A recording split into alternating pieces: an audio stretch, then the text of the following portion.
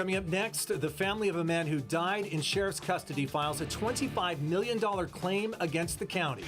The price of unleaded gas finally going down, but will it continue in that direction? We'll talk to the experts.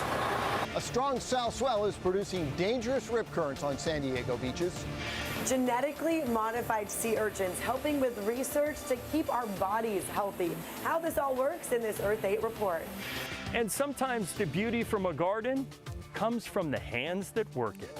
CBS 8 News, live at 6, starts right now.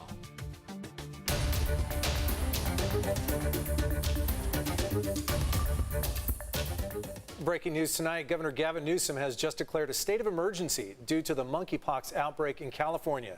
Good evening and thanks for joining us. I'm Carlo Cicchetto. And I'm Anna Laurel in for Marcella Lee. This makes California the second state in 3 days to declare a state of emergency. The governor says it'll help the state coordinate a government-wide response, seek more vaccines, and lead outreach and education efforts on where people can get treatment and vaccines. New York State made a similar move, and here in California, the city of San Francisco made a declaration just last week. Our other top story tonight, a local family is going after San Diego County tonight, filing a $25 million claim alleging wrongful death of a 67-year-old man inside the Vista jail. More than a dozen people have died this year in San Diego County jails. As CBS 8's David Gottfredson reports, the family of Gilbert Gill says he was suffering from dementia and diabetes when he was found dead inside a cell.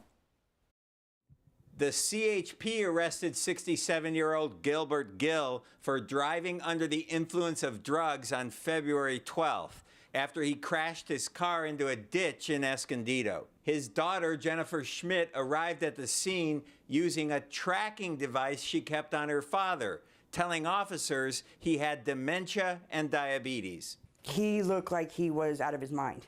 He looked crazy. Gill was booked into the Vista jail and bailed out the next morning. They said, but he's not sobering up.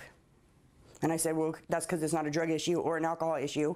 Jennifer took her dad home to his apartment in Escondido. Later that night, other family members called 911. He was out of his mind. He didn't know who my uncle was, kept asking where his mom was, and as he's being taken out in handcuffs, he's yelling for my grandma.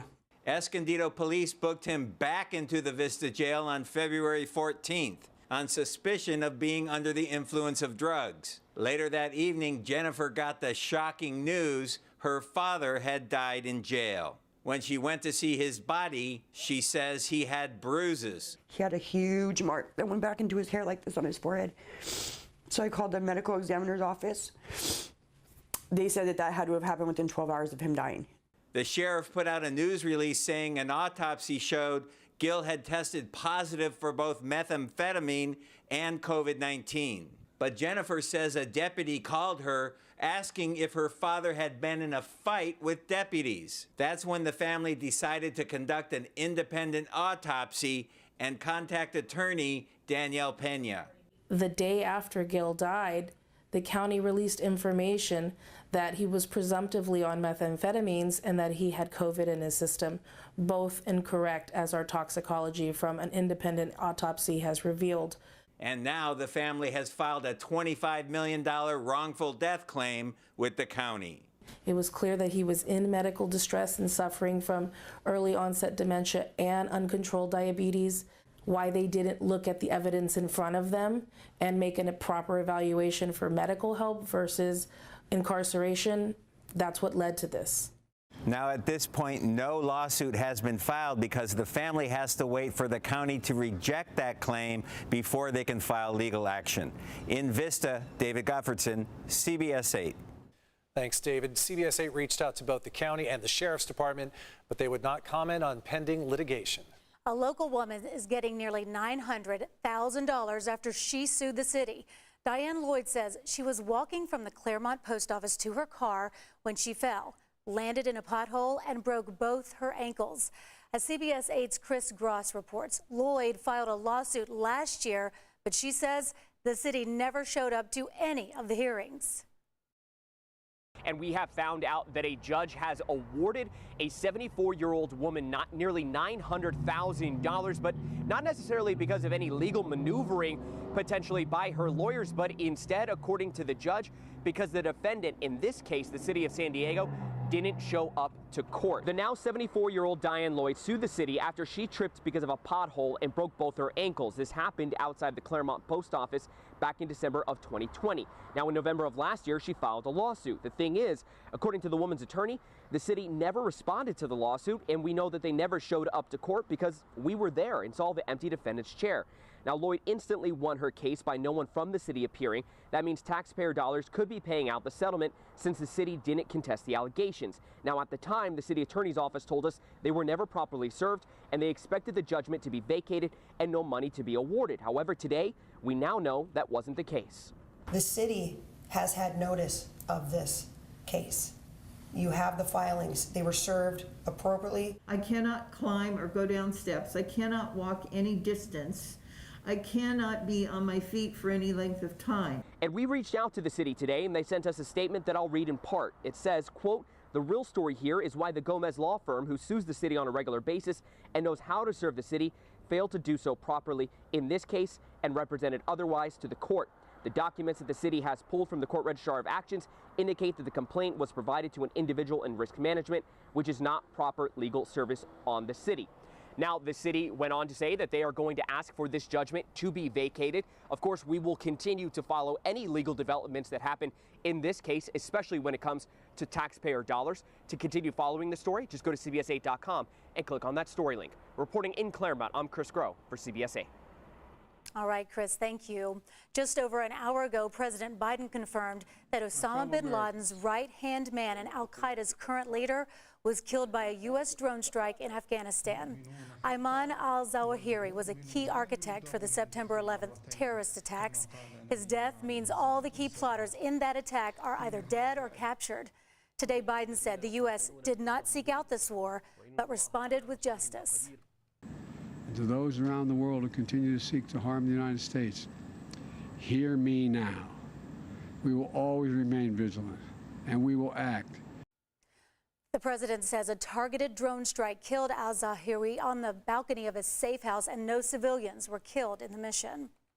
Big moves by the Padres today, and one of them is going to keep a hometown hero in San Diego much longer. CBS 8's Gary Annie. Jake, I'm practicing. Anna's new in the fam. Look, Anna's new in the fam. We threw her in the fire today. And I was just complimenting you off camera about how you nailed it in the four, so I'm giving you a pass on this one. It's a tough one. It is a doozy. I don't blame you one bit.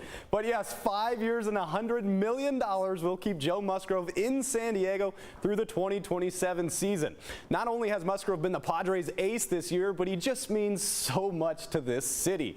He, of course, is a hometown kid, as we mentioned, growing up in El Cajon and attending Grossmont High School. Musgrove becomes the first pitcher in Padres history to earn a $100 million contract, and it couldn't have gone to a better guy, right? Anyone that has ever met Joe knows he's just a class act and as good as they come. I would be truly shocked if there is a person in San Diego that isn't happy for the Musgrove family.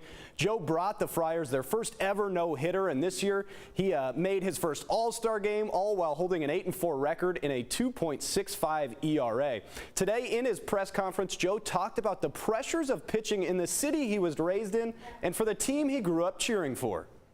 You know, there is a lot of talk and a lot of hype about coming back and playing in your hometown and the distractions and all the stuff that comes with it, but I think it's perspective. You know, if you use that stuff and you kind of channel it around and you switch it, and there is a little bit of fear, and I've said that from the get-go, like there is a little bit of fear coming back here and pitching in front of all the people I know in my hometown where you know, it's going to be hard to get away from, not only for me but for my family. But you know, that added fear is a sense of motivation as well. It's a little bit of extra drive. It's you know, it's hard to explain other than like it's somewhat of a motivator for me.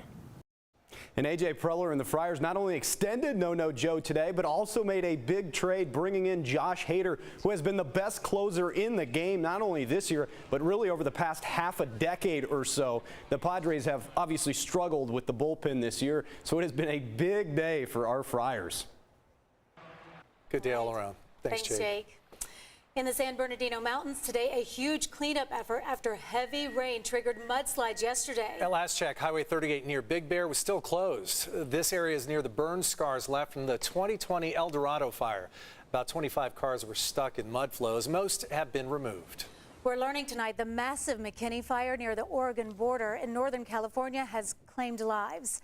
The local county sheriff's office says 2 people were found dead inside a burned vehicle. This is now California's largest wildfire this year. Nearly 2,000 people have been forced to evacuate their homes. More than 55,000 acres have burned since Friday, and there's no containment.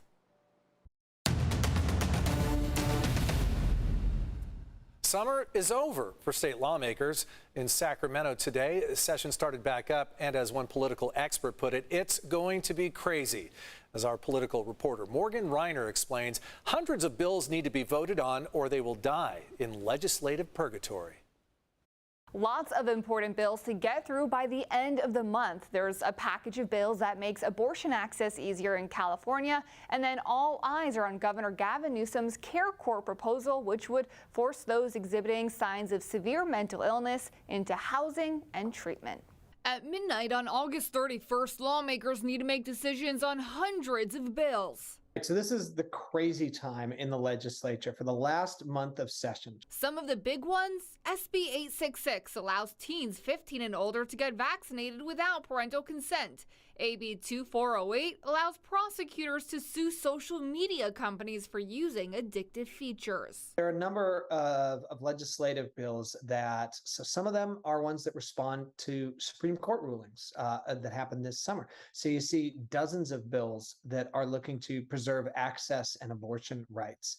And you see also bills that are designed to redesign California's concealed carry permit. One of the more controversial abortion bills is AB 223, which would prevent any criminal action against women who experience pregnancy loss.